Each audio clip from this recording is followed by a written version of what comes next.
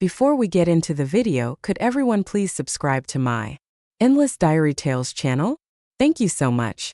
You probably wouldn't want to come, maybe another time. I just say aim and hang up. I don't want to be the suspicious husband, but that video, that photo, it's eating me up. I find Rachel's name in my WeChat contacts and message her. Hey, Valentine's Day is coming up. Want to help me pick out a gift for Lisa? Why don't you just ask Lisa? Or I can teach you how to subtly find out what she wants. Lisa is sleeping now. She's been a little off color. I didn't want to wake her. After sending that, my hands are shaking. I'm hoping, praying she'll say, yeah, Lisa's with me. We're shopping. But nope. I really envy Lisa. I've been so busy with work trips these past few days. I won't be back for over a month. I'll visit her when I return. I don't even know how to respond. My head's a mess. She lied, but deep down there's this tiny pathetic hope that she'll explain that I'm wrong about all of this. Lisa and I met 7 years ago during a brutal summer. My career was just starting and I got the news that my mom died. My parents split early and Mom raised me alone. That was the darkest time of my life. I'm sitting on a park bench with a coffee, surrounded by people but feeling totally alone. Lisa was handing out flyers. She saw I was down and came over to chat. She was like this little ball of sunshine trying to cheer me up. She told me she was an orphan too, never knew her parents. She had an older brother, her only family, but he'd gone overseas. Two lonely people finding comfort in each other. My heart started to warm up. After that, I kept going to see her and well, I fell in love. Confession, proposal, marriage. She said yes so fast it felt like I'd found my soulmate. But now, looking back, I'm thinking maybe Alex is that brother she talked about. Not a brother, but her obsession, her first love, the guy she really wanted to be with. A bitter ache builds up, and this sharp pain flares in my stomach. I rush to the bathroom, throwing up. Blood mixes with the water in the white sink. I look at myself in the mirror, all messed up, and just feel despair. In the end, I'm alone. I pick up my meds, go home, and clean up the mess on the floor. It's 8 p.m. and Lisa's still not home. I'm worried, so I call her. Ethan, Rachel just broke up with her boyfriend, and she's a mess. I'm going to stay with her for a few days. Take care of yourself. There was a slight pant in her voice when I asked her why. She said they had just been doing some cardio exercises. Seriously? Rachel's on a business trip? What the hell is Lisa really doing? I don't even want to think about it. This time she called me by my name. Since we got married, she'd always call me babe. Like she was trying to reassure me, never by my name. Was she hiding something? Today, I thought Rachel was still on her business trip. I didn't realize she was back. Oh, she just got home after the trip. That's when the breakup happened. All right, you take care of yourself too. The pain mixed with bitterness spreads. My stomach cramps up. I swallow a handful of pills and curl up on the bed trying to get some relief, but the darkness, the loneliness, it's suffocating. My veins are popping out and again I'm completely alone. I don't sleep all night. I'm thinking a lot. Quit my job, start treatment, confront Lisa. I can't keep living like this with all this suspicion. I get to the office and everyone's talking about this pianist who just came back to the country, planning a concert at the end of the month. Alex's name pops up and I realize how famous he is. Mr. Thompson, are you taking your wife to the concert? I remember she loves piano music. I choke. I'll look into it. I still need to ask her. A young female colleague sighs. Mr. Thompson and his wife have such a good relationship. I also heard that Alex stayed abroad for 7 years and has now returned, bravely pursuing love. They say that on the day he returned, someone saw him passionately embracing his lover. Oh, I'm so envious. When will I have a boyfriend like that? Or even someone like Mr. Thompson? The coworker who sent me the video, Kevin, seems to sense something and looks at me. Seeing my face, he quickly gives the girl some work, changing the subject. Boss, your wife would never cheat on you. You have to stay strong. We all need you to lead us, he whispers, trying to comfort me. I might need to take some time off. You'll have to lead the team, I say. Kevin gives me a solid pat on the shoulder, his easygoing attitude making him the one I trust the most. Boss, don't talk like that, making it sound like you won't come back.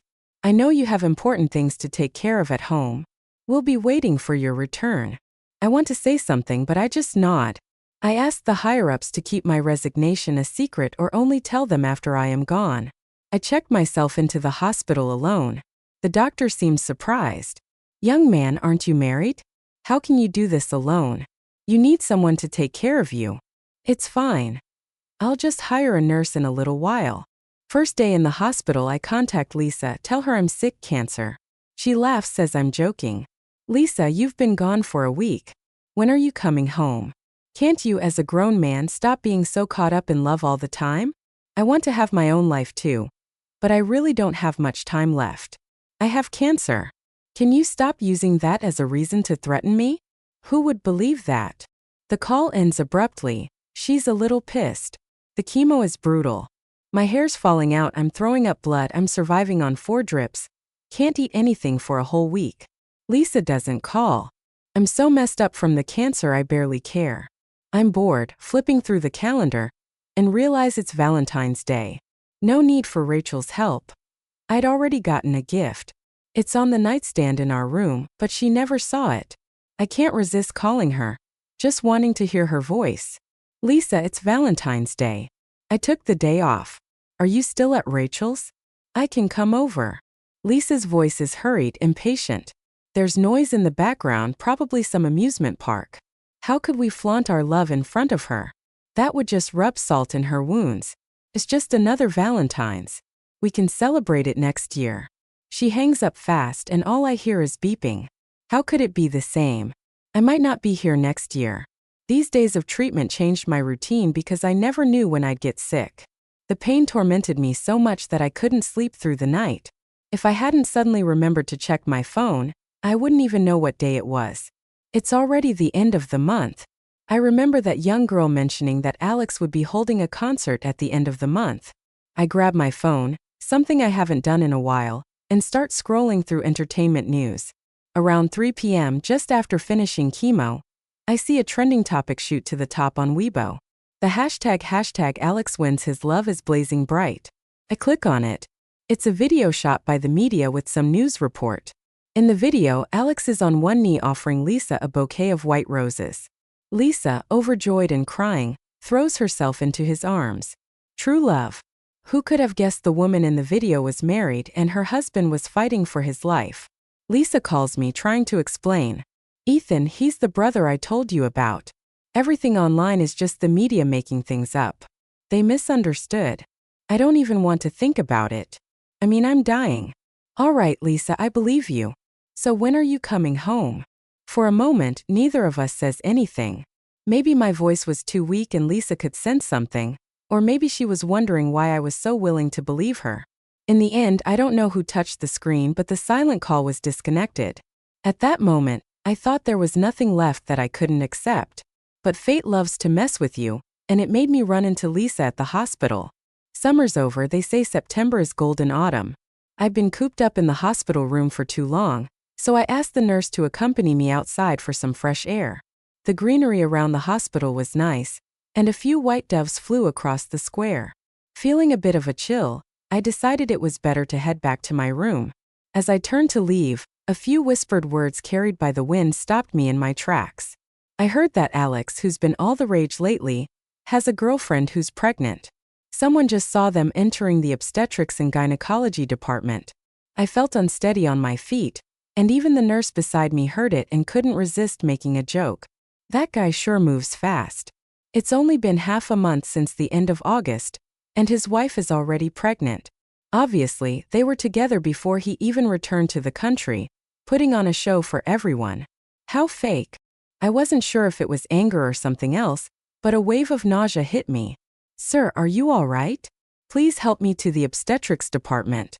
I want to see something." "Didn't expect you to be so curious, sir."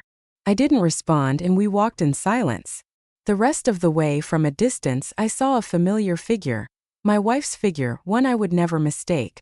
At that moment, Alex was crouching beside Lisa, his head pressed gently against her stomach. The two of them exchanged smiles, and the air was thick with the sickly sweet scent of love. That stench of love made me feel nauseated. Since Lisa and I got married, she had always been reluctant about our intimate moments and even insisted on living a child-free life. I thought she was afraid of the pain, And I was willing to respect her wishes, but it turns out she just didn't want to be with me. She just didn't want to have a child with me. My stomach started to cramp, and I bent over gasping for breath. "Sir, are you okay?" The nurse's voice was loud, drawing the attention of everyone around us, including Lisa. Her expression was one of shock, as if she couldn't understand why I was here. The nurse helped me to the nearest bench, and I asked him to bring Lisa over. I wanted to go to her myself, but that place was for welcoming new life. They were the future of this world. They shouldn't have to see someone as useless as me or hear about such filthy things. I leaned back against the cold wall, watching Lisa gently caress her abdomen as she slowly walked towards me. "Ethan, what are you doing here?" The nurse, a young man who spoke bluntly, assumed Lisa was Alex's girlfriend and didn't think she had any connection to me. "Ethan, what's going on?" Lisa's voice was hoarse, tinged with a bit of a sob. "What's going on?" I wasn't entirely sure myself. After we got married, Lisa stopped handing out flyers at the park entrance and said she wanted to be a stay-at-home wife. Even so, I never made her do any housework, turning her into a girl who had never lifted a finger. I wanted her to live a good life, so I worked hard, drinking and socializing endlessly. She loved luxury goods, and when she bought them, she never batted an eye. I climbed from an employee to the position of vice president, and my body gradually began to break down. But I knew it wasn't her fault. I would have worked hard even without her. I was just a bit sad, feeling it wasn't worth it. If she didn't like me, why did she accept my proposal in the first place? And if she accepted, why couldn't she be faithful to our marriage? Why choose to cheat? "I told you before, I have stomach cancer. I'm going to die soon." The doctor advised me to stay calm and avoid any strong emotional fluctuations. Maybe I was truly overwhelmed because the pain in my stomach twisted violently, and my teeth bit down so hard that they broke the skin of my lips. Finally, amidst Lisa's desperate calls, I lost consciousness. When I opened my eyes again, I was back in my hospital room. Instinctively, I wanted to ask the nurse for a glass of water, but I noticed that the person sitting beside me was Lisa. It had been over a month since we last saw each other, and seeing her now felt like a lifeline. Time had passed. She held a cup of water and offered it to me, but I couldn't sit up to drink it. The nurse quickly arrived and placed a straw in the cup. Lisa looked a bit embarrassed. No surprise, she had never taken care of anyone before. "Honey, I'm sorry, it's all my fault." I shook my head, not understanding why she suddenly switched back to calling me honey, but I didn't want to hear it anymore. "Lisa, let's get a divorce. From now on, just call me by my name." Lisa's eyes filled with tears, and she began to sob softly, shaking her head repeatedly. "No, I don't want a divorce. Let's not divorce, please." I couldn't understand what she was holding on to. Wasn't her beloved, unforgettable first love already back? Why wouldn't she let me go? "Lisa, you're pregnant, aren't you? Whose child is it?" I looked at her sharply, staring intently at Lisa's face as her eyes darted around. "It's Alex's, isn't it? Rachel has been on a business trip this month. What breakup were you supposedly comforting her for?" I was getting emotional, yelling to vent the grievances and dissatisfaction that had been festering inside me. "Lisa, I saw that photo in the study. He is your unforgettable first love. The one you've been waiting for. I don't care that you deceived me. Now that he's back and you're carrying his child, why can't you just let me go?" My heart raced, making my stomach churn with waves of nausea. Lisa covered her face with both hands, and large teardrops slipped through her fingers, but my sharp eyes noticed the blisters on her hands, marks left by splattering oil while cooking. My heart grew colder. I had never let her into the kitchen in our 7 years together. She had never cooked a meal for me. The girl I had loved and spoiled had turned around and cooked for someone else. In the end, I wasn't worth it. "Honey, I really never thought about divorcing you." Lisa kept repeating that sentence, but to my ears it was like nails on a chalkboard. I couldn't help but roar like a madman, pounding my fists against the bed frame. She doesn't want a divorce, so what does she want? To have her cake and eat it too? A husband who takes care of her every need on one side and her unforgettable first love to keep her happy on the other? How bold she must be to say such things. At that moment, Alex burst in, cradling the sobbing Lisa in his arms. His eyes filled with hostility as he looked at me. "John, do you know that Lisa is pregnant and can't have any emotional stress? Are you deliberately trying to make her suffer? I couldn't comprehend how Alex could say such things with such self-righteousness. Lisa is my wife and she's carrying your child. Now I'm dying. Who's asking if I'm okay? Alex, as long as I'm alive, you will always be the third wheel. Even though I was determined to divorce, I couldn't resist a sharp retort. Seeing the growing anger on his face brought a small measure of satisfaction to my otherwise miserable state. Lisa nestled into Alex's arms, burying her head in his chest. They really were a well-matched couple. Lisa will divorce you soon. Alex left those words hanging in the air. And I genuinely hoped she would divorce me right away. But I had a feeling that with someone like her, I wouldn't be rid of her even in death. After the two of them left, the room fell silent. The nurse looked at me, clearly shocked. Sir, I never imagined that someone who looks so decent could act so despicably. What a pair of scoundrels. His words, spoken in defense of me, brought a slight warmth to my heart, knowing there was at least one person on my side. Something unexpected happened. The incident that occurred at the hospital was recorded by someone and uploaded to the internet. It quickly became a hot topic, sparking widespread discussion. Alex was labeled as the homewrecker, and his relationship with Lisa was dragged through the mud. The comment section was filled with insults, calling them scumbags and a cheating couple, with people cursing them with the harshest words. People at the company also saw the video and soon learned about my stomach cancer. They stood up for me, using their social media accounts to voice their support. I'm one of John's subordinates. Our boss works himself to the bone, drinking and socializing, and ended up with stomach cancer just to earn money to support Lisa. Her cheating is just inhumane. Mr. Thompson is diligent and truly loves his wife. It's hard to believe that such a good person could be betrayed like this. Mr. Thompson even prepared a Valentine's Day gift for Lisa the other day. Lisa truly has no heart. As I read through these comments, I didn't know whether to feel sad or happy. I was, of course, glad that they spoke up for me. But their words hit right where it hurt, making it clear to the whole world that I was nothing more than a scapegoat. Yet the final outcome was favorable. Alex and Lisa, once the envy of everyone as a legendary couple, had now become the targets of public scorn. Some even created a timeline documenting their affair, gathering evidence of their infidelity. I didn't have the energy to do any of that, nor did I want to be involved. Alex was the first to approach me, hoping I would help clear his name by claiming that I had already divorced Lisa. He truly was shameless, stealing my wife and then expecting me to willingly take the fall as the ex-husband. What a dream! I do want to get divorced. Why don't you get Lisa to agree already? You pestering me won't help. You're not the one divorcing me. I lay in my hospital bed, feeling more at ease than I had in a long time. Alex's expression was off. It seemed he and Lisa were already having issues. He wanted to say more, even resorting to trying to intimidate me. But before he could make a move, my colleagues who had come to visit stepped in and stopped him. They were all holding back their anger. Over the years, they had witnessed how I treated Lisa.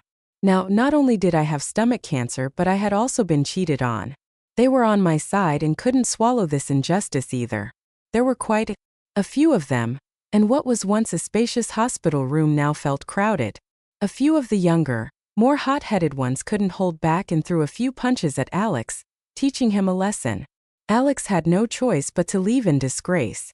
The news of my resignation couldn't be kept from them after all, and that young sentimental girl was now crying her eyes out.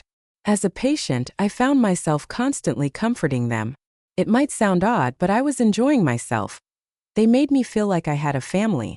The situation online escalated quickly, and many media outlets, along with independent journalists, soon found out which hospital I was staying at. They rushed in, eager to get a scoop, but I was too weak to drive them away. Mr. Thompson, when did you first discover that Lisa was cheating?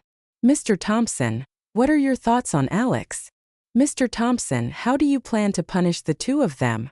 Their barrage of questions made my head spin, worsening my already exhausted state. These people were so desperate for headlines that they stooped to harassing a terminally ill cancer patient. At that moment, a faint female voice came from behind the crowd. It was Lisa. The moment they noticed her, all the cameras swung around, cornering Lisa. I watched as her pale face grew weaker, almost fainting, surrounded by flashing lights. She could only cling helplessly to the wall. Thankfully, the nurse arrived in time, and the security guards escorted everyone out.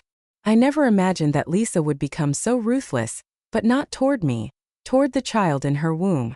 When she appeared before me again, her abdomen was flat and her face was haggard. "Honey, I've aborted the child. Can we not divorce?" Her weak face managed a faint smile, with a fragile beauty about it, but I couldn't understand.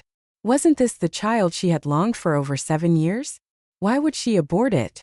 "Lisa, it's no use. We should divorce." "Honey, I didn't mean to deceive you. I was afraid you'd misunderstand. That day when Alex returned, I was really happy. I had a bit too much to drink, and we ended up sleeping together. I was blinded by my childhood love, but when I found out you were sick, I couldn't stop imagining the pain of losing you. That pain was unbearable. I realized I had already fallen in love with you, but I didn't know it."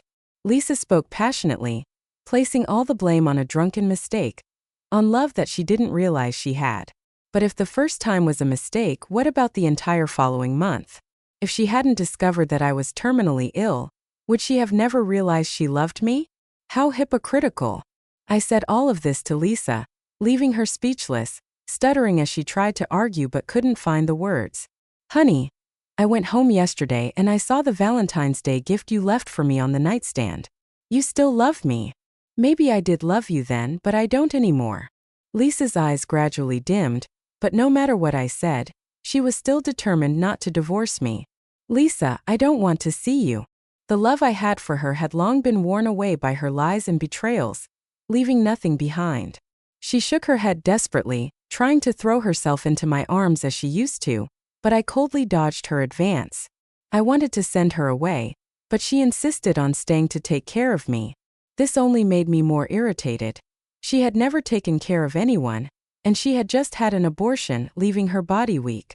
What was she trying to prove by staying here? Outside, the leaves were already turning yellow, scattered by the autumn wind, drifting everywhere just like me.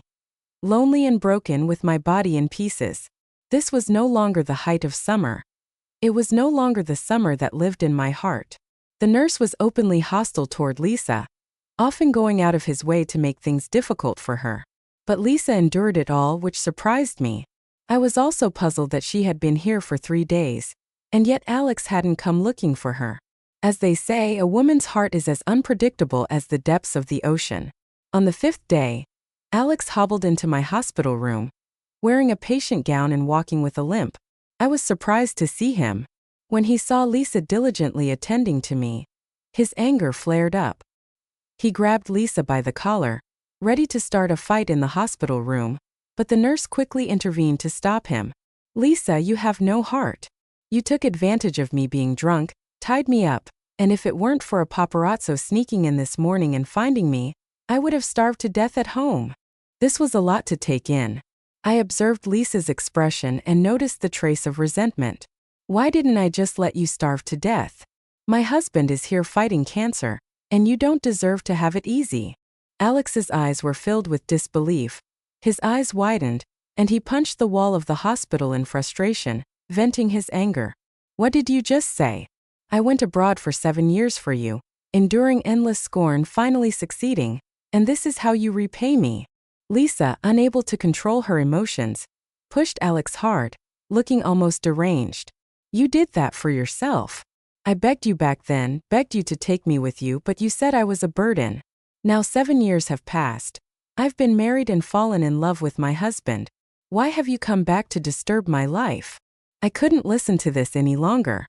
These two were just passing the blame back and forth, never recognizing their own mistakes. Maybe it's true that I don't love her anymore because my heart didn't even flinch. But I couldn't stay here any longer. The chemotherapy was already painful enough, and with them disturbing me, it made me feel like I couldn't even die in peace. When Alex found out that Lisa had aborted the child, he immediately became despondent, collapsing onto the floor. Perhaps that had been his last hope, now completely shattered. Lisa, one hand on the table and the other on her abdomen, suddenly started laughing. She laughed until tears streamed down her face, her eyes filled with a twist. The sense of satisfaction they felt was overshadowed by the noise that grew so loud a nurse came to check on them and scolded them, bringing the farce to an end. But for me it was time to leave. I asked the nurse to process my discharge papers, and while Lisa was out buying food, I quickly left the hospital. The nurse told me I shouldn't do this, but it didn't matter anymore. I didn't want to continue the treatment.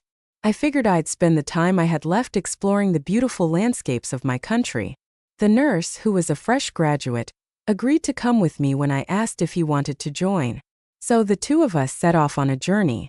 We made it to the capital just in time for the National Day flag-raising ceremony, which filled me with pride. I originally planned to climb a mountain to see the red leaves, but my body couldn't handle it, so I just rested at the foot of the mountain.